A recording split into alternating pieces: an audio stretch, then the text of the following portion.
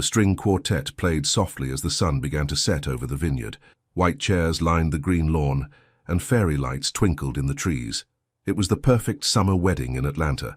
Glasses clinked, and laughter filled the air as guests mingled under the twilight sky. Everyone was paired off, dancing, talking, posing for pictures with their plus ones. Everyone except Damon Cross. Damon sat alone at table 12, his fingers wrapped around a glass of bourbon. At 32, he was already one of the most successful CEOs in Atlanta. His company, Crosstech, was worth billions. His navy blue tuxedo was perfectly tailored to his broad shoulders. His watch alone cost more than some people's cars. But money couldn't buy what he needed tonight. Someone to hold his hand, to laugh with him, to make this wedding bearable. "I shouldn't have come," he muttered to himself, taking another sip of his drink. His cousin Mark, the groom, had begged him to attend. "You're the only family I have left, Damon," Mark had said on the phone. "Please, it would mean everything to me." So here he was, alone, rich, handsome, and completely miserable. Damon checked his watch. How soon could he leave without seeming rude? Another hour at least. He sighed and scanned the crowd, wondering if anyone else felt as out of place as he did. That's when he saw her. She stood near the dance floor, wearing a wine-colored dress that hugged her curves perfectly. Her dark curls were pinned to one side, revealing a slender neck adorned with a simple gold necklace. She was looking around, seemingly searching for someone. For a moment, their eyes met across the reception. She smiled slightly before looking away. Damon felt his heart beat a little faster. Who was she? He hadn't seen her at the ceremony. His thoughts were interrupted by loud voices at the next table. 3 bridesmaids were huddled together, their champagne glasses nearly empty. "Isn't that Damon Cross?" one of them whispered, not quietly enough. "Yes, the billionaire," another replied, glancing his way. "I heard his ex left him for his business partner last year." "Can you blame her? They say he's cold as ice. All work, no heart." "Rich and cursed," the third one added with a laugh. "What a shame. He's so handsome." Damon stared at his drink, his jaw tight. He was used to the whispers, the rumors, the speculation, but it still stung, especially tonight, when he was already feeling so alone. He didn't notice the woman in the wine-colored dress approaching until she was right beside him. "There you are," she said, her voice warm and confident. Damon looked up, confused. She leaned down, her curls falling forward as she whispered in his ear, "Pretend you're mine tonight." Her perfume smelled like jasmine and vanilla. Her eyes, when he met them, were kind but determined. "What?" he asked, still trying to process what was happening. She slid gracefully into the empty chair next to him. "Those women over there are being nasty. I heard them talking about you." She offered her hand. "I'm Zariah Blake, and for tonight, I'm your date, if you want." Damon hesitated, then took her hand. It was soft and warm in his. "Damon Cross. But I guess you already knew that." Zariah smiled, and something in her smile made the weight on his shoulders feel lighter. "I did. Now, would you like to dance with me, Damon Cross? Give those gossips something real to talk about." For the first time that night, Damon smiled too. "I would." He led her to the dance floor, just as the quartet began playing a slow song. Zariah fit perfectly in his arms, as if they'd danced together 100 times before. Over her shoulder, he could see the bridesmaids watching, their mouths open in surprise. "Thank you," he said quietly. "But why help a stranger?" Zariah looked up at him, her eyes reflecting the fairy lights above. "Because I know what it's like to feel alone in a crowd. Besides, I needed a rescue too. My friend Tanya brought me as her +1, but she got seated at a different table with some old college friends. I've been wandering around feeling invisible for the past hour." "You're definitely not invisible," Damon said before he could stop himself. She laughed, a sound that made something warm spread through his chest. "Smooth. Is that how you charm all your business partners?" "I don't usually dance with my business partners. Their loss." Zariah's eyes twinkled with mischief. "So, we should probably get our story straight if we're going to pull this off." Damon spun her gently, then pulled her close again. "Our story?" "Yes. How did we meet? How long have we been together? People are going to ask, especially now." She nodded toward a group of guests who were indeed watching them with interest. "You tell me," Damon said, surprising himself with how much he was enjoying this game. "How did we meet, Zariah Blake?" She pretended to think. "We met at a coffee shop. Very cliché. You spilled your espresso on my white blouse." "I would never be so clumsy," he protested, but he was smiling. "Fine. I spilled my latte on your expensive suit. You were angry at first, but then I offered to pay for the dry cleaning and you asked for my number instead." Damon nodded, playing along. "And we've been dating for 3 months, Zariah decided. Long enough to be serious, but new enough that not everyone would know about us yet. 3 months, Damon repeated. It felt strange how easy this was, talking with her, pretending. It had been so long since he'd felt this comfortable with anyone, let alone a woman he'd just met. "And what do you do in this story of ours?" "Oh, that part's real. I'm an event stylist. I design spaces for corporate events, galas, that sort of thing. I'm still building my client list, but I love what I do." "That sounds interesting," Damon said, and he meant it. "Do you have a favorite event you've worked on?" Zariah's face lit up as she told him about a charity gala she'd designed for a children's hospital. The way she described transforming an ordinary ballroom into an enchanted forest made Damon feel like he could see it himself. Her passion was obvious, and it was captivating. "What about you?" she asked after a while. "Beyond the headlines, who is Damon Cross?" The question caught him off guard. Most people didn't bother to ask. They assumed they knew him from what they read online or heard through gossip. "I run Cross Tech," he said, defaulting to his usual answer. "I know that," Zariah said patiently. "But what do you like? What makes you happy?" Damon had to think about that. What did make him happy? He worked 16 hours a day. He lived alone. His last relationship had ended badly, with his ex-girlfriend selling stories about him to the press. When was the last time he'd done something just because it made him happy? "I like old movies," he finally said. "Black and white ones. The classics." Zariah smiled. "See? I didn't know that about you." "What else?" As they danced, Damon found himself telling her things he rarely shared with anyone. How he learned to cook from his grandmother. How he still missed his parents, even though they'd been gone for over a decade. How sometimes he wished he could just walk away from it all. The company, the money, the pressure. Zariah listened, really listened, and she shared too. How she'd grown up in foster care after her parents abandoned her when she was 8. How she'd put herself through design school by working 3 jobs. How she was determined to never depend on anyone else, ever again. "That's why I'm still single," she admitted, as they sat at a quiet table away from the crowd, sharing a piece of wedding cake. "I've been told I have trust issues." "I can relate to that," Damon said. "In my world, it's hard to know who wants me and who wants what I can give them." Zariah studied him for a moment. "That must be lonely." "It is," he admitted, surprised by his own honesty. "But tonight's been different." Their eyes met, and for a moment, Damon felt like she could see right through him, past the money, past the power, past all his defenses. It was terrifying and exhilarating. The moment was broken by Mark, who appeared suddenly at their table, his new wife at his side. "Damon, I've been looking for you everywhere." Mark pulled him into a hug. "I'm so glad you came." "Congratulations," Damon said, standing to shake his cousin's hand. "It was a beautiful ceremony." Mark beamed. "And who's this?" "I don't think we've met." Zariah rose gracefully, extending her hand. "Zariah Blake, I'm with Damon." The surprise on Mark's face was obvious, but he recovered quickly. "Well, it's wonderful to meet you, Zariah. I didn't know Damon was seeing anyone." "It's relatively new," Damon said, placing his hand on the small of Zariah's back. The touch felt natural, as if they really were a couple. "Well, you make a stunning pair," Mark's wife Jennifer said with a warm smile. "How did you two meet?" Zariah glanced at Damon, her eyes twinkling. "He spilled his coffee on my blouse." Damon laughed, shaking his head. "She's never going to let me live that down." Mark looked between them, clearly delighted. "Well, I hope we'll be seeing more of you, Zariah. It's been a long time since I've seen my cousin laugh like that." After Mark and Jennifer moved on to greet other guests, Zariah turned to Damon. "Your cousin seems nice." "He is," Damon agreed. "He's the only real family I have left. We weren't close growing up.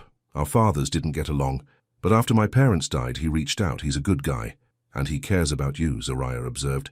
"He looked happy to see you with someone." Damon felt a twinge of guilt. "We're lying to him. We're giving him something to be happy about on his wedding day," Zariah corrected gently. "Sometimes a little fiction isn't such a bad thing." As the night went on, the line between fiction and reality began to blur. They danced again, their bodies moving together as if they'd known each other for years, not hours.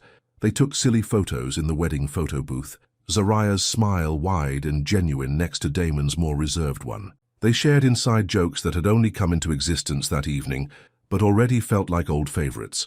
When Zariah shivered in the cool night air, Damon immediately removed his jacket and placed it around her shoulders. When a business associate of Mark's cornered Damon to talk about a potential investment, Zariah seamlessly joined the conversation, asking thoughtful questions that impressed both men. They fit together, in a way Damon couldn't explain and didn't want to examine too closely. But as the reception began to wind down, reality started to creep back in. This wasn't real. They weren't a couple. They were strangers who had shared one evening, pretending to be something they weren't. "I should probably head out," Zariah said as they stood near the parking area. "Tanya's my ride, and she looks ready to leave." Damon nodded, trying to ignore the disappointment settling in his chest. "Thank you for tonight. You saved me from what would have been a pretty miserable evening." Zariah smiled, but there was something sad in it now. "I had a good time too." "You're not what the rumors say, Damon Cross." "Neither are you," he replied, though he realized he didn't know what rumors might exist about Zariah Blake. He just knew that whoever she was special.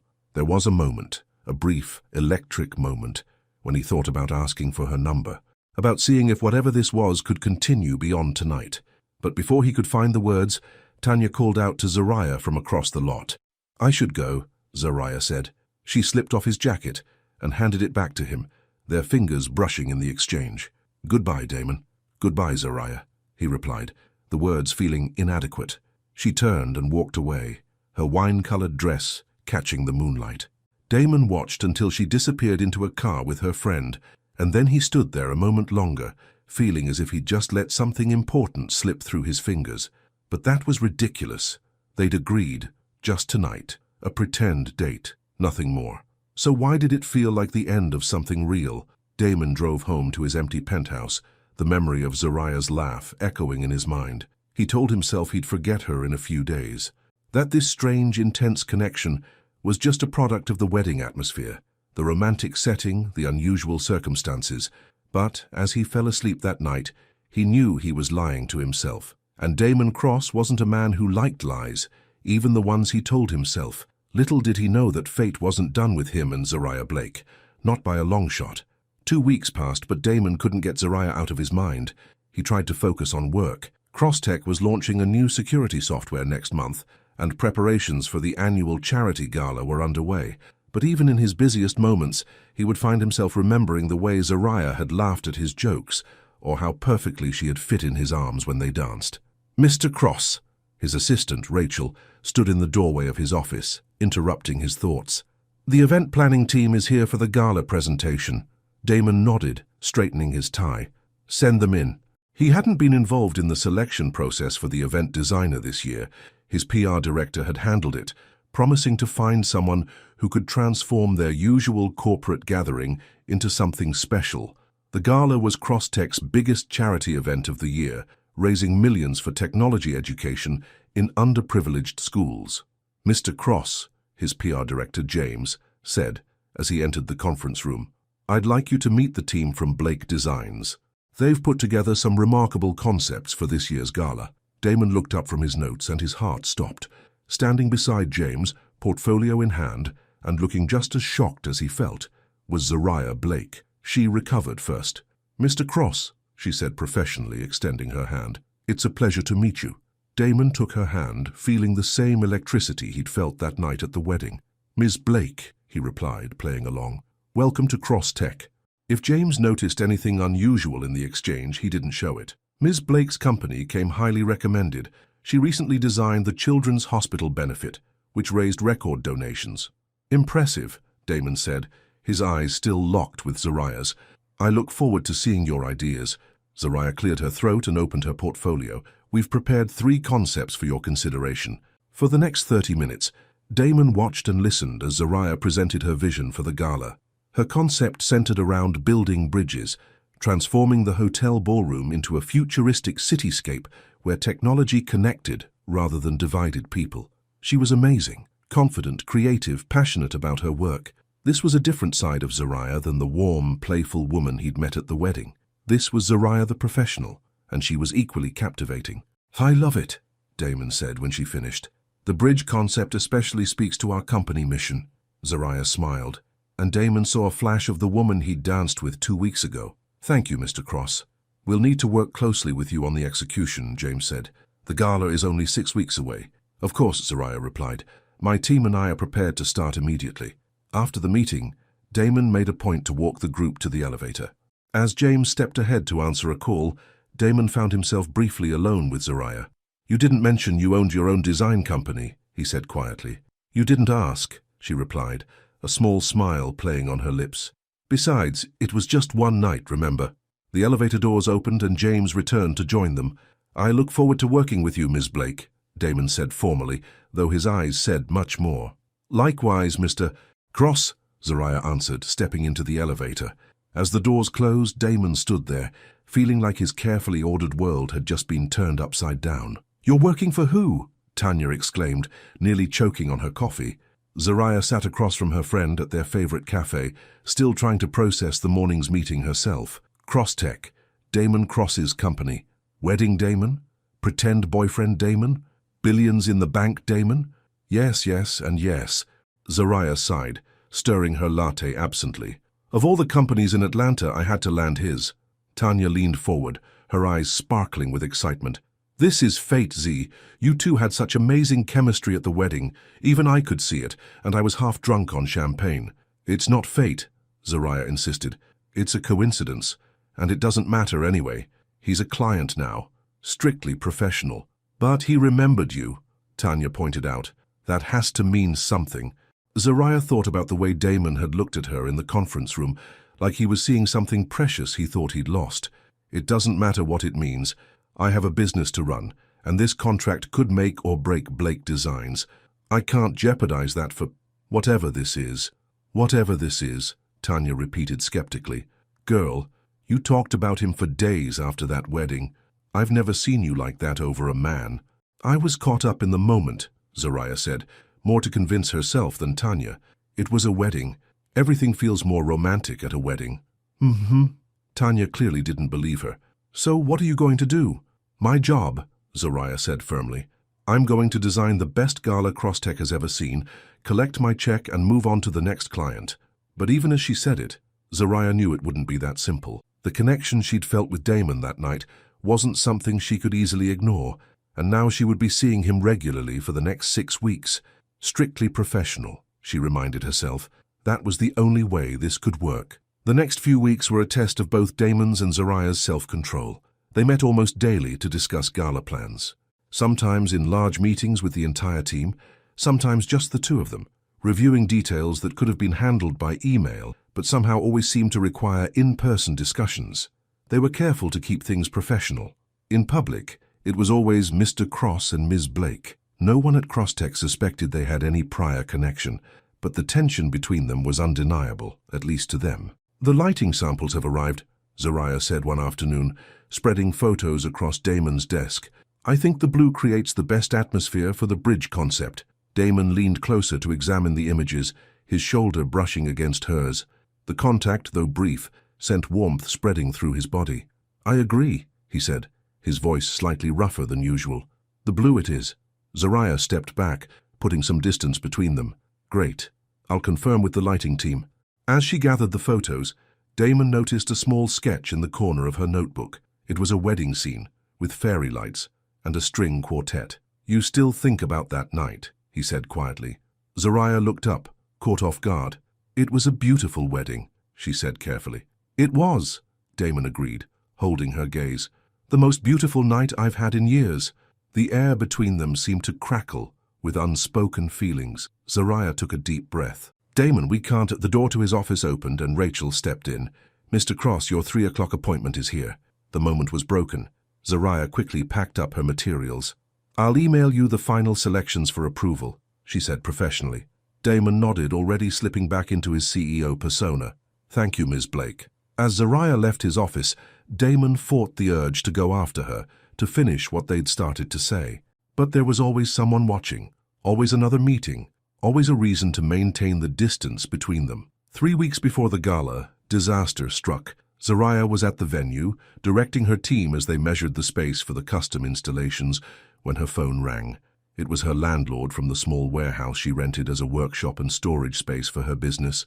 "There's been a fire," he said without preamble. "It started in the unit next to yours. The fire department is here now." Zariah felt her heart drop. "How bad is it?" "Bad enough, you'd better come see for yourself." She arrived to find fire trucks still on the scene. The building wasn't completely destroyed, but smoke damage was extensive. When she was finally allowed to enter her unit, she found most of her materials smoke-damaged or water-soaked from the firefighting efforts. The custom pieces for the Crosstech Gala, the centerpiece bridges, the light fixtures, the backdrop for the stage, all ruined. Zariah sat on the curb outside the building, trying not to cry. 3 weeks. She had 3 weeks to recreate everything from scratch.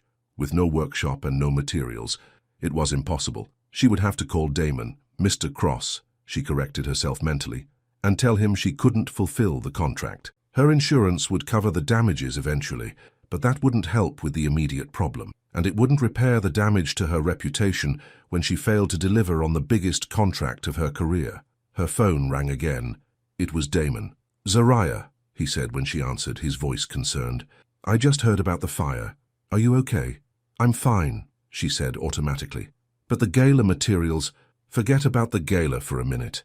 Where are you? Are you safe?" The genuine worry in his voice made the tears she'd been holding back start to fall. "I'm outside the building. I'm not hurt, just... Everything's gone, Damon. All the custom pieces for the gala. Everything I've been working on for weeks." "Stay there," he said firmly. "I'm coming to get you.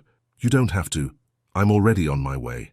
20 minutes later, Damon's sleek black car pulled up to the curb. He got out, not caring about the soot and water that would get on his expensive suit, and sat beside her. "I'm so sorry," Zariah said, wiping at her tears. "I don't know how I'm going to remake everything in time." "We'll figure it out," Damon said, his hand finding hers. "Together." Zariah looked at him, surprised by the "we." "This is my responsibility, my contract, and you're not alone." Damon squeezed her hand. "Come on, let's get you somewhere clean and dry, and then we can make a plan." He took her to his penthouse, a stunning space with floor-to-ceiling windows overlooking the Atlanta skyline. Under other circumstances, Zariah would have been awed by the view, the tasteful decor, the obvious wealth. But all she could think about was the disaster she was facing. Damon made her tea and sat with her at his kitchen island as she explained the extent of the damage. He listened without interrupting, his face serious but calm. "So we need a new workshop space and new materials," he summarized when she finished. "And we need them immediately." "It's more than that," Zariah said, feeling defeated. "Some of those pieces took weeks to create. Even if I had everything I needed, I don't have enough time to start over." Damon was quiet for a moment, thinking. Then he picked up his phone and made a call. "Rachel, I need you to clear my schedule for the rest of the day and contact the manager at our West Side warehouse. Tell him we'll be using the space for the next 3 weeks." He made several more calls, to contractors, to suppliers, to his executive team. Zariah watched in amazement as he methodically solved each problem she'd thought insurmountable. "Why are you doing this?" she asked when he finally put the phone down. Damon looked at her, his eyes serious. "Because it matters to you, and you," he hesitated, "you matter to me." The words hung in the air between them, honest and vulnerable in a way neither of them had allowed themselves to be since the wedding. "Damon," Zariah began, not sure what she wanted to say. His phone rang again, interrupting the moment. It was the warehouse manager, confirming they could start moving in equipment immediately. "We should go," Damon said after he hung up. "There's a lot to do." Zariah nodded, pushing aside the emotions his words had stirred up. He was right. The gala had to come first. Whatever was happening between them would have to wait. The next 2 weeks were the most intense of Zariah's career. With Damon's help, she set up a temporary workshop in the Crosstech warehouse. He provided additional staff, materials, and resources that allowed her to recreate her designs in record time. And he was there every day after his regular work hours, on weekends, late into the night, rolling up his sleeves and working alongside her and her team. "You don't have to do this," Zariah told him one night as they painted panels for the backdrop. It was past midnight, and they were the only ones still working. "You're the CEO. You could be at home sleeping in your fancy bed." Damon smiled, a streak of blue paint on his cheek making him look boyish and carefree. "Maybe I like the company." Zariah laughed, feeling lighter than she had in days. "You like getting paint all over your designer clothes?" "These?" He glanced down at his once pristine shirt, now splattered with various colors. "They've never looked better." As they worked side by side, Zariah found herself seeing a new side of Damon. The cold, serious businessman the world knew was only one part of who he was. This Damon, the one who brought coffee to her team members, who stayed up all night to help meet deadlines, who made her laugh even when she was stressed beyond belief. This was the real Damon Cross. "You're staring," he said, catching her gaze. "I'm just trying to figure you out," Zariah admitted.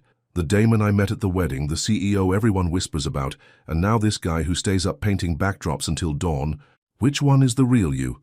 Damon put down his paintbrush and turned to face her. "They're all me, I guess.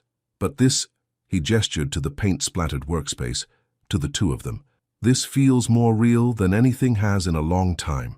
Zariah felt her heart beating faster. It would be so easy to lean in, to close the distance between them, but she hesitated. "The gala is in a week. Once it's over, we go back to our regular lives." "Is that what you want?" Damon asked, his voice low. Before she could answer, Tanya appeared at the doorway. "Z, the delivery guy is here with the lighting fixtures." The moment was broken once again. Zariah stepped back, putting professional distance between them. "I should go check on that." Damon nodded, but his eyes told her this conversation wasn't over, just postponed. The night before the gala, everything was finally ready. The ballroom had been transformed into a futuristic cityscape, with glowing bridges connecting different areas, interactive technology displays, and stunning lighting that changed colors throughout the space. Zariah stood in the center of the room, hardly able to believe they'd pulled it off. 2 weeks ago, she'd thought her business was finished. Now she was about to present the most spectacular event of her career. "It's beautiful," Damon said, coming to stand beside her. "You're amazing, Zariah." She turned to him, feeling a mix of pride, exhaustion, and something deeper she wasn't ready to name. "We did it together. I couldn't have done this without you." "Yes, you could have," he said with certainty. "You're the most determined person I've ever met." Zariah smiled, touched by his faith in her. "Maybe, but I'm glad I didn't have to." They were alone in the ballroom, the rest of the team having left for the night. Tomorrow the space would be filled with Atlanta's elite, raising money for a good cause. But tonight it was just the two of them, standing amid the fruits of their shared labor.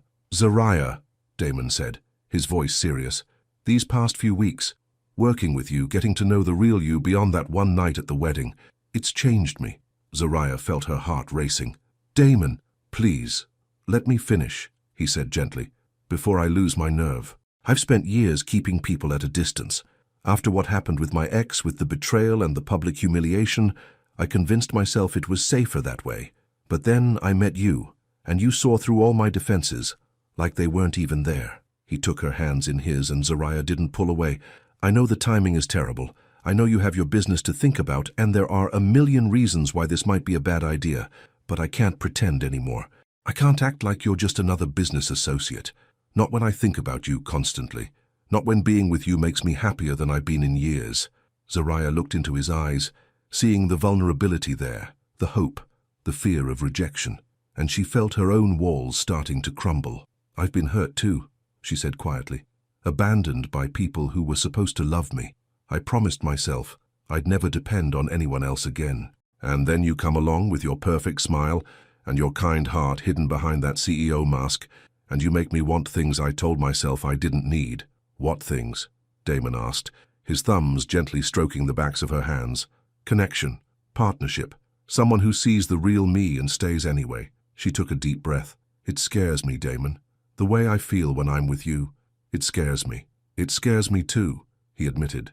"But sometimes the things that scare us are exactly what we need." He leaned closer, and this time there was no interruption, no phone call, no delivery to pull them apart. When his lips met hers, Zariah felt like something inside her that had been broken for a very long time was finally beginning to heal. The kiss was tender at first, a question more than a demand. But when Zariah's arms wrapped around his neck, pulling him closer, it deepened into something more powerful. A promise, a beginning. When they finally broke apart, both breathless, Damon rested his forehead against hers. "So what happens now?" Zariah smiled, feeling both terrified and exhilarated by the leap they were taking. "Now we see if what we started that night at the wedding was real. No more pretending." "No more pretending," Damon agreed, his eyes full of hope. "Just us, the real us."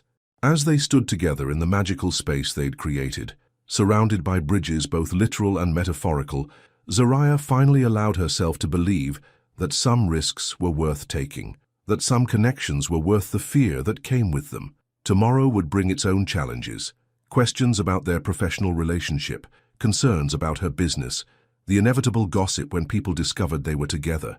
But tonight, in this moment, none of that mattered. Tonight was theirs, and maybe, just maybe, tomorrow could be too. The night of the Crosstech Charity Gala arrived. The hotel ballroom was transformed into a gleaming cityscape of the future, with glowing bridges connecting different sections of the room.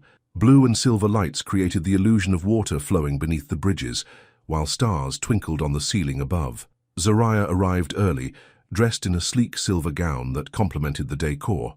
Her hair was pulled up in an elegant twist, with a few curls framing her face. She moved through the space, making last-minute adjustments and directing her team. "Everything looks perfect," Tanya said, joining her by the main entrance. "You've outdone yourself this time, Zay." "We pulled off a miracle," Zariah agreed, thinking of the fire and the frantic weeks that followed. "I still can't believe we did it." "We?" Tanya raised an eyebrow. "You mean you and your billionaire boyfriend?" Zariah glanced around to make sure no one had heard. "He's not my boyfriend." "Not yet," Tanya said with a knowing smile. "But after that kiss you told me about, it's complicated," Zariah sighed. "Tonight is about business. The gala has to be perfect." "And then?" Tanya pressed. Before Zariah could answer, guests began to arrive. Atlanta's wealthiest and most influential people streamed into the ballroom, their appreciative murmurs confirming that Zariah's design was a success. Zariah kept busy, making sure everything ran smoothly. She was so focused on her work that she didn't notice Damon's arrival until he was standing right beside her. "Miss Blake," he said formally, though his eyes were warm. "The room looks spectacular."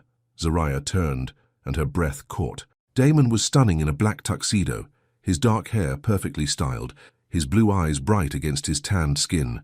"Mr. Cross," she replied, equally formal. "Thank you." They stood there for a moment, maintaining the professional facade while their eyes said much more. Then James approached, bringing with him the mayor of Atlanta and his wife. "Mayor Hoffman, this is Zariah Blake, the brilliant designer behind tonight's event," James said. "It's extraordinary," the mayor's wife said, looking around in awe. "I've never seen anything like it." "Thank you," Zariah said, accepting the compliment with a gracious smile. "The theme is building bridges, connecting technology with humanity, privilege with opportunity. Very fitting for Crosstech's mission," Damon added. Ms. Blake understood exactly what we wanted to convey. As the conversation continued, Zariah was aware of Damon's presence beside her, not touching but close enough that she could feel the warmth of him. They moved together through the crowd, speaking with guests, accepting compliments on the event. To anyone watching, they were the consummate professionals, the CEO and the event designer, nothing more. But Zariah felt the electricity between them, the unspoken connection that made every glance, every accidental touch, feel like a secret message meant only for them. The evening progressed smoothly. Dinner was served at tables arranged around the central bridge display. Speeches were made, including a passionate one from Damon about the importance of technology education for underprivileged children. The donation total climbed higher and higher on the digital display near the stage. After dinner came dancing. A live band played on the stage, and couples filled the dance floor. Zariah stood to the side, watching as Damon moved through the crowd, speaking with donors and board members. This was his world, elegant, powerful, wealthy, so different from her own. Last night, in the empty ballroom, it had been easy to believe they could bridge those differences. But now, seeing him in his element, surrounded by people who had known him for years, Zariah felt doubt creeping in. "May I have this dance?" Zariah turned to find Damon standing beside her, hand extended. "Is that wise?" she asked quietly. "Everyone is watching you." "Let them watch," he replied, his eyes never leaving hers. "I'm tired of hiding how I feel about you." Zariah hesitated, then placed her hand in his. He led her to the dance floor just as the band began playing a slow song. Like at the wedding, they fit together perfectly, as if they'd been dancing together for years. "Have I told you how beautiful you look tonight?" Damon murmured as they moved to the music. "Not in so many words," Zariah replied with a small smile. "You're beautiful, Zariah Blake, inside and out." Zariah felt her cheeks warm at the sincerity in his voice. "You're not so bad yourself, Damon Cross." As they danced, Zariah was aware of the eyes on them, curious, speculative, surprised. Damon Cross rarely danced at these events, and never with such obvious attention to his partner. "People are starting to notice," she said quietly. "Good," Damon replied. "I want them to know." "Know what exactly?" Damon looked down at her, his expression serious. that I care about you, that this isn't just business between us. Zariah felt her heart racing. It was one thing to admit their feelings in private, another entirely to declare them publicly. Are you sure about this? Once people start talking, let them talk, Damon said firmly. I've spent too many years worrying about what others think. With you, I just want to be myself. The song ended, but Damon didn't release her. Instead, he led her toward the terrace doors. Come with me. I need a moment away from the crowd. Outside, the night air was cool. The terrace overlooked the hotel gardens, lit by soft pathway lights. In the distance, the Atlanta skyline glittered against the dark sky. You did it, Zariah, Damon said, standing beside her at the railing. The gala is a huge success. We've already raised more than last year's total, and the night isn't even over. We did it, Zariah corrected him. I couldn't have done it without you. Damon smiled, reaching out to take her hand. We make a good team. We do, Zariah agreed, feeling both thrilled and terrified by how right it felt to stand beside him like this. Before either of them could say more, the terrace doors opened, and a woman stepped out. She was tall and blonde, dressed in an expensive red gown that clung to her perfect figure. Damon, darling, she said in a voice that dripped with false sweetness. I've been looking everywhere for you. Damon tensed beside Zariah. Vanessa, I didn't know you were invited. The hospital board always receives invitations to the Cross-Tech Gala, the woman, Vanessa, replied, her eyes flickering to Zariah, then to their joined hands. Aren't you going to introduce me to your friend? Damon's jaw tightened, but he kept his voice even. Zariah Blake, this is Vanessa Miller, my ex-girlfriend. Zariah felt her stomach drop. So this was the woman who had betrayed Damon, who had sold his secrets to the press. She was gorgeous, sophisticated, and clearly still thought she had some claim on him. Lovely to meet you, Zariah said, keeping her tone polite. I should check on the dessert service. Excuse me. She tried to pull her hand from Damon's, but he held on. Stay, he said quietly. Yes, do stay, Vanessa added with a smile that didn't reach her eyes. I'd love to hear how you two met. Zariah could feel the tension radiating from Damon. This woman had hurt him deeply, and now she was here, looking at Zariah like she was merely an amusement, a temporary distraction. Actually, I really do need to check on the event, Zariah said firmly, finally extracting her hand from Damon's. It was nice meeting you, Vanessa. She walked back into the ballroom, her heart pounding. She found Tanya near the dessert table and pulled her into a quiet corner. That woman out there with Damon, the blonde in the red dress. Who is she? Tanya peered through the terrace doors. That's Vanessa Miller. She's on the board of Atlanta Memorial Hospital. Old money.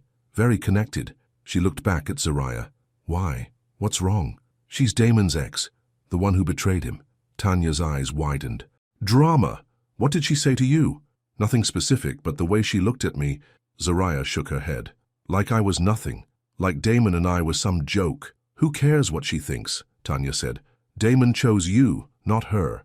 But that was the thing. Had he? They'd shared one kiss, admitted they had feelings for each other, but they hadn't defined what they were to each other. And seeing Vanessa, so perfectly at home in Damon's world, made all of Zariah's insecurities resurface. She was pulled from these thoughts by James, who needed her help with a lighting issue.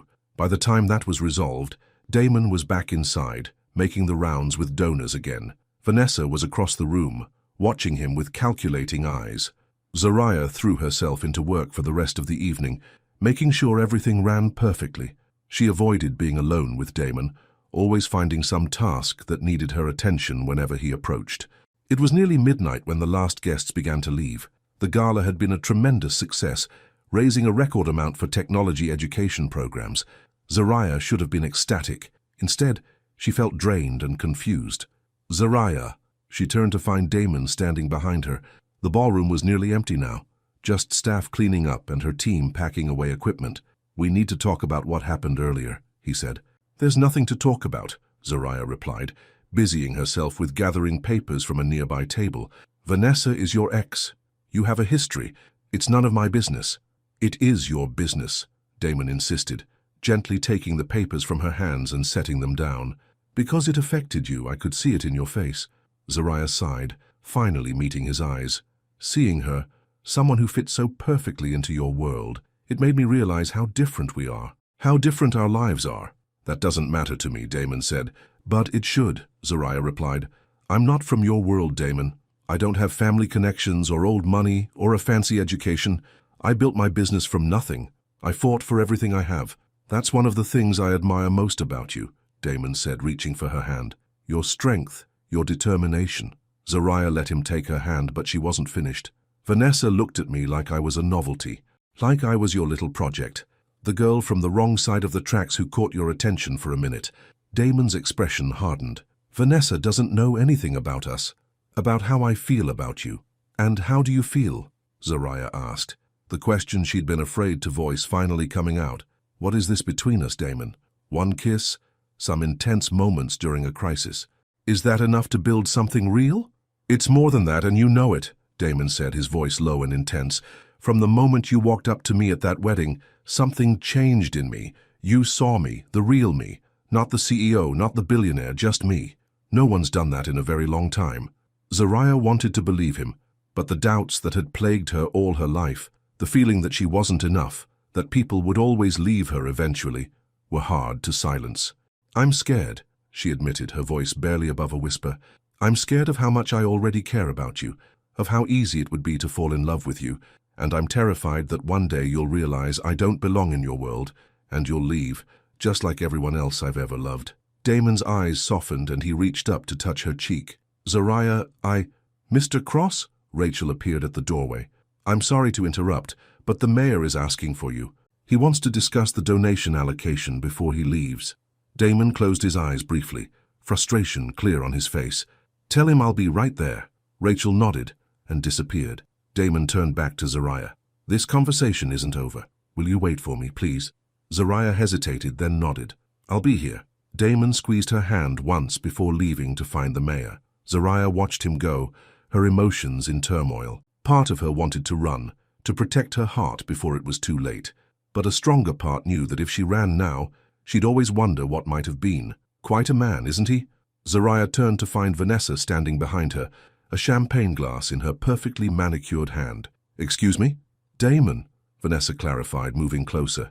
He's quite captivating. I should know. Zariah straightened her shoulders. Is there something you wanted, Ms. Miller? Vanessa smiled, but it didn't reach her eyes. Just to give you a friendly warning, Damon and I have a long history. What you're seeing, this little infatuation he has with you, it won't last. I think that's for Damon to decide, Zariah replied, keeping her voice steady despite the anger building inside her. Oh, darling, Vanessa laughed lightly. Men like Damon always come back to women like me in the end. We understand their world. We speak their language. You're… what? An event planner from Nowhere Special? A momentary distraction? Each word hit Zariah like a slap, echoing her own deepest insecurities. But she refused to let this woman see how much it hurt. I may not have your connections or your background, Zariah said calmly, but I have something you clearly don't, Damon's trust. He told me what you did, selling his private information to the press. That doesn't sound like someone who understands him at all. Vanessa's smile faltered. That's ancient history. Damon and I have moved past it. Have you? Zariah raised an eyebrow, because from where I'm standing, it looks like he's moved on, and you're the one who can't let go. Anger flashed in Vanessa's eyes. You have no idea who you're dealing with. I could crush your little business with one phone call. Atlanta is my town, and if I decide you're not welcome in certain circles… Are you threatening me? Zariah asked incredulously. Just stating facts, Vanessa replied smoothly. Damon may be infatuated with you now, but when he realizes how much trouble you are, how your presence in his life could affect his business relationships, his social standing, he'll end things, and you'll be left with nothing. Before Zariah could respond, they were interrupted by the sound of breaking glass. Both women turned to see Damon standing a few feet away, a shattered champagne flute at his feet. His face was pale with anger. That's enough, Vanessa, he said, his voice deadly quiet. Vanessa composed herself quickly. Damon, darling, I was just having a friendly chat with your friend. I heard exactly what you were saying, Damon replied, and it was neither friendly nor a chat. It was cruel and completely unacceptable. You're overreacting, Vanessa said dismissively. I was simply explaining how things work in our world. Our world? Damon repeated, his voice rising slightly. There is no our world, Vanessa. Not anymore. Not after what you did. Several of the remaining guests turned to look at them, drawn by the tension in Damon's voice. Zariah felt her cheeks burning with embarrassment. This was exactly what she'd been afraid of, becoming the center of gossip, causing problems for Damon. "I need some air," she said quietly, and headed for the exit. Outside, the night air was cool against her heated skin. Zariah took deep breaths, trying to calm her racing heart. Everything was happening too fast. One minute she was designing an event, the next she was caught in some society drama with a vindictive ex-girlfriend and a man she was falling for but barely knew. She heard the door open behind her and knew without turning that it was Damon. "Zariah, I'm so sorry about that," he said, coming to stand beside her. "What Vanessa said, none of it was true." Zariah turned to face him. "But some of it was, wasn't it? People will talk. Your business associates, your social circle, they'll all have opinions about us, about me." "I don't care," Damon insisted. "Let them talk." "But I care," Zariah said. "I care if I become a liability to you. If my presence in your life causes problems." "The only problem would be not having you in my life," Damon interrupted, taking her hands in his. "Zariah, listen to me. Vanessa is bitter and jealous. She sees what I feel for you, and it terrifies her because she knows it's real. What we have, it's not an infatuation or a passing fancy, at least not for me." Zariah looked into his eyes, wanting desperately to believe him. "What happened in there, between you and Vanessa? It made me realize how complicated this could get.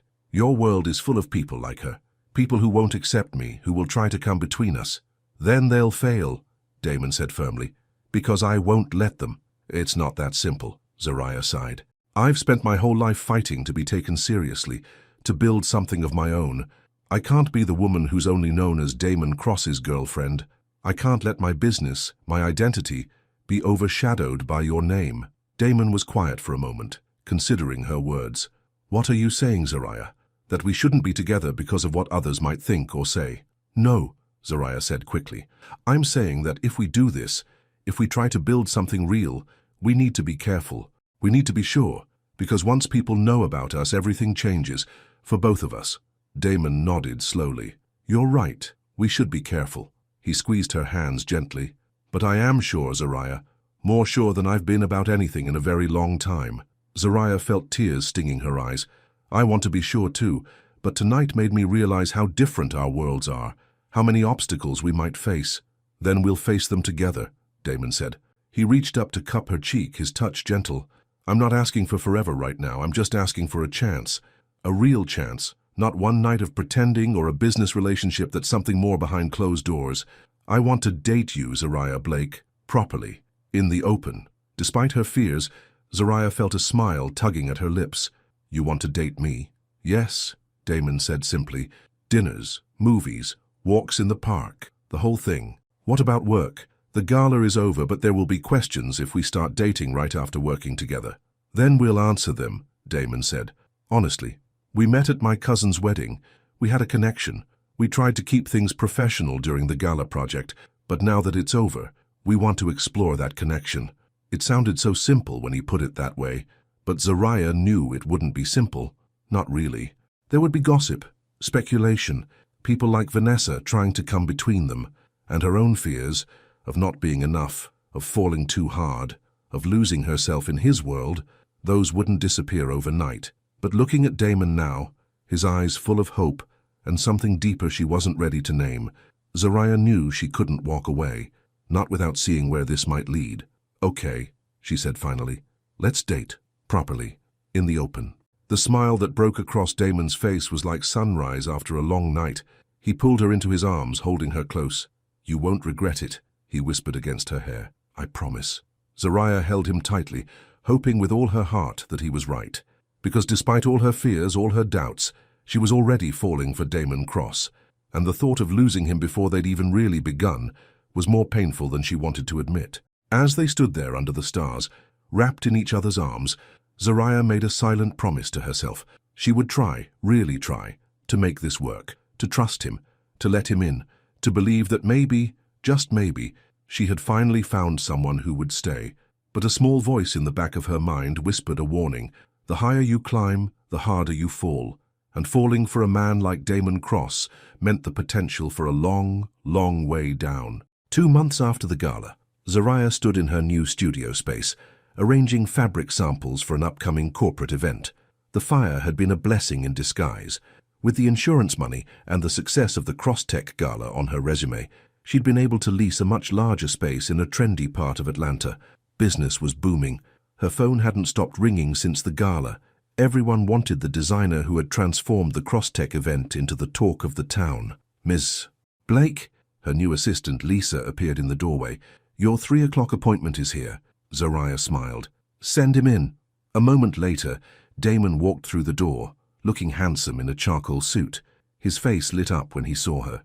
"Ms. Blake," he said formally, then broke into a grin. "This place looks amazing." Zariah crossed the room and kissed him lightly. "Thank you. I still can't believe it's mine."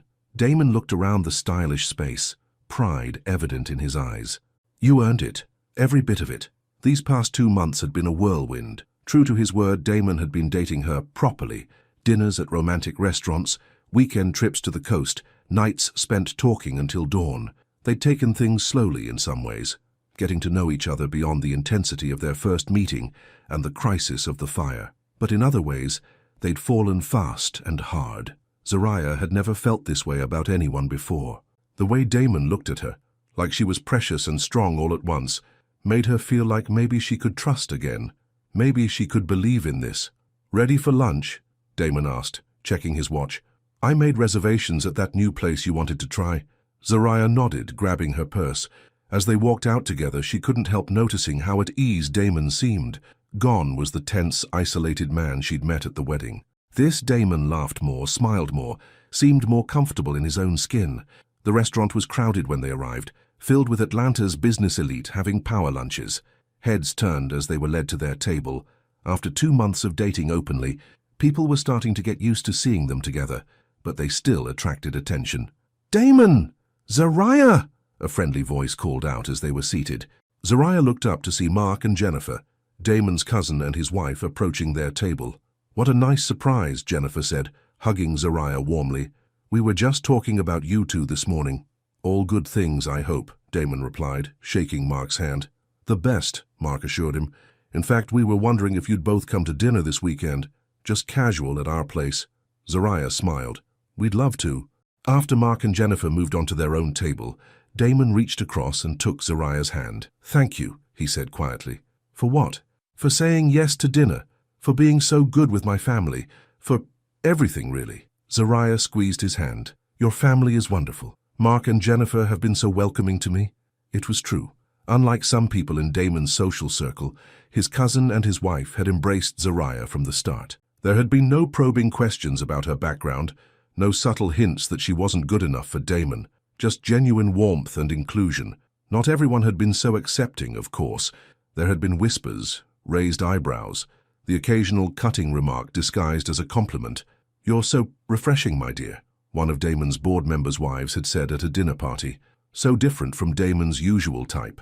But Zariah had handled it all with grace, refusing to let anyone make her feel small or out of place, and Damon had stood firmly by her side, making it clear to everyone that Zariah was important to him. Their food arrived, and they fell into easy conversation about their days, their plans for the weekend, a movie they'd seen recently. It felt so natural now, this sharing of their lives. Zariah sometimes marveled at how far they'd come from that first night at the wedding, when they were strangers playing pretend. "Oh, I almost forgot to tell you," Damon said as they were finishing their meal. "I got a call from New York this morning. That tech education initiative we funded through the gala, it's being expanded nationwide. They want me to speak at the launch event next month." "Damon, that's wonderful," Zariah exclaimed. "The program will help so many kids." "They want you there too," Damon added. "Your design for the gala made a big impression. They're hoping you might consult on the launch event." Zariah felt a surge of pride. Her work being recognized on a national level, it was everything she'd dreamed of.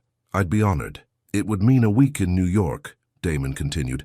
"I was thinking we could make a vacation of it, see some shows, visit museums, just enjoy being together in the city." "That sounds perfect," Zariah said, already excited at the prospect. As they left the restaurant, Damon's phone rang. He checked the screen and frowned slightly. "It's Rachel. I should take this." Zariah nodded. "Go ahead. I'll wait by the car." While Damon took the call, Zariah stood near his parked Mercedes, enjoying the warm spring sunshine. She didn't notice Vanessa approaching until the woman was right beside her. "Well?" Well, Vanessa said coolly. Still around, I see. Zariah took a deep breath, steeling herself. She hadn't seen Vanessa since the night of the gala. Hello, Vanessa. Vanessa looked her up and down, taking in Zariah's simple but elegant dress and minimal jewelry. Playing the part of the successful businesswoman now, are we? I'm not playing any part, Zariah replied calmly. I am a successful businesswoman. Because of Damon, Vanessa said with a dismissive wave. Don't pretend your little company would be doing so well without his name attached to it. 2 months ago, that comment would have struck deep, feeding into Zariah's worst fears. But now, secure in both her relationship and her professional success, she merely smiled. My company is doing well because I'm good at what I do, she said. But you're right about one thing. Damon has been wonderful. He believes in me, supports me, trusts me. It's a shame you never experienced that side of him. Vanessa's expression hardened. Don't get too comfortable in your fairy tale, Zariah. Men like Damon, they get bored. They move on. It's just a matter of time. Is that what happened with you? Zariah asked, genuine curiosity in her voice. You got bored? Decided to sell his private information for your own gain? Vanessa flushed. You don't know anything about our relationship. I know enough, Zariah said softly. I know that Damon deserves someone who sees him for who he really is, not what he can give them. And I know that person isn't you. Before Vanessa could respond, Damon returned, his call finished. He stopped short when he saw who Zariah was talking to. Vanessa, he said, his voice neutral. Is everything okay here? Just catching up with your latest diversion, Vanessa replied with a tight smile. But I really must be going. Always a pleasure, Damon. She walked away, her heels clicking on the pavement. Damon turned to Zariah, concern in his eyes. What did she say to you? Nothing that matters, Zariah assured him, taking his hand. Really? It's fine. Damon studied her face. You're different than you were that night at the gala, more confident. I am, Zariah agreed. I guess I'm starting to believe that I belong in your world, or at least that I can create my own place in it. Damon smiled, pulling her close. Good. Because you do belong, with me. The week in New York was like a dream. During the days, they were busy with meetings and preparations for the launch event, but the evenings were all theirs. Broadway shows, walks through Central Park, dinners at cozy restaurants hidden away from the tourist crowds. On their third night after seeing a show, they walked back to their hotel through the glittering city. Snow was falling lightly, dusting Zariah's dark curls with white flakes that sparkled under the streetlights. You're quiet tonight, Damon observed, his arm around her shoulders. Everything okay? Zariah nodded, leaning into his warmth. Just thinking. About? Us. How far we've come since that wedding. How different things are now. Damon stopped walking, turning to face her. Different in a good way, I hope. The best way, Zariah assured him. I never imagined that night would lead to this. To us here now. Damon brushed a snowflake from her cheek. When you walked up to me at that table and whispered, "Pretend you're mine tonight," I thought you were the most beautiful woman I'd ever seen. But I had no idea you'd also turn out to be the strongest, kindest, most amazing person I'd ever know. Zariah felt her heart swell with emotion. Damon, I love you, Zariah Blake, he said simply. I think I've loved you since that first dance. I just didn't know what to call it then. Tears filled Zariah's eyes, but they were happy tears. I love you too, she whispered. So much it scares me sometimes. Damon pulled her close, kissing her softly as the snow fell around them. It was a perfect moment, one Zariah knew she would remember for the rest of her life. The launch event was a huge success. Zariah's design transformed the venue into an interactive space that highlighted the stories of students who had benefited from technology education. Damon's speech moved the audience to tears and inspired millions in additional donations. As they prepared to return to Atlanta, Zariah felt a mixture of emotions. The week had been magical, but real life was waiting for them back home. Challenges, complications, the day-to-day reality of balancing their relationship with their busy careers. Penny for your thoughts, Damon said as they waited for their flight at the airport. I was just thinking about going home, Zariah admitted. Back to real life, Damon nodded, understanding in his eyes. It won't always be as perfect as this week has been.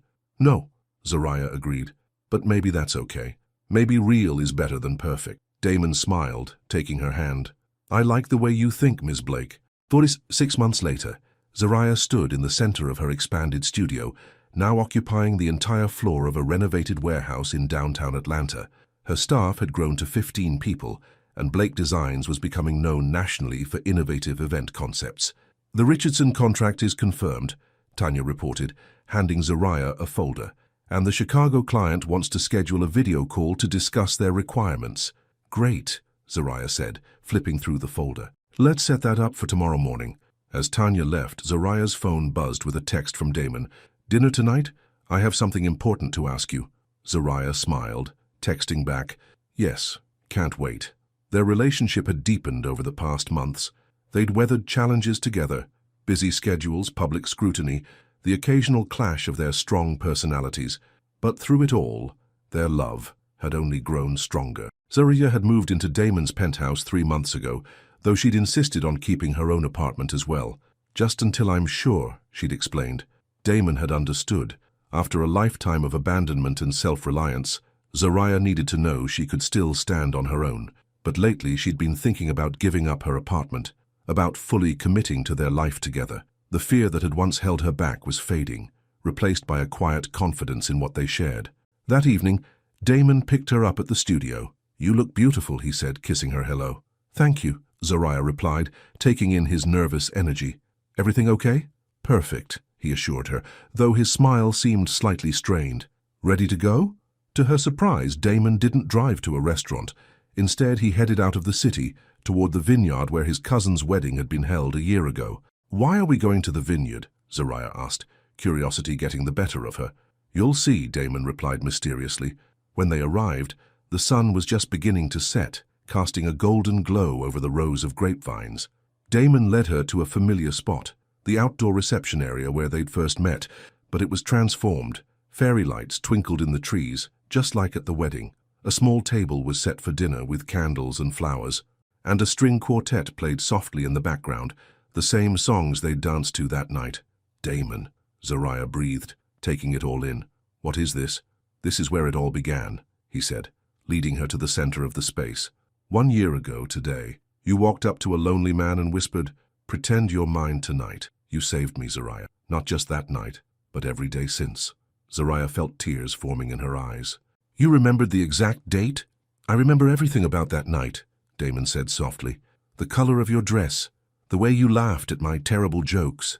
The first time I felt hope after months of feeling nothing at all." He took both her hands in his.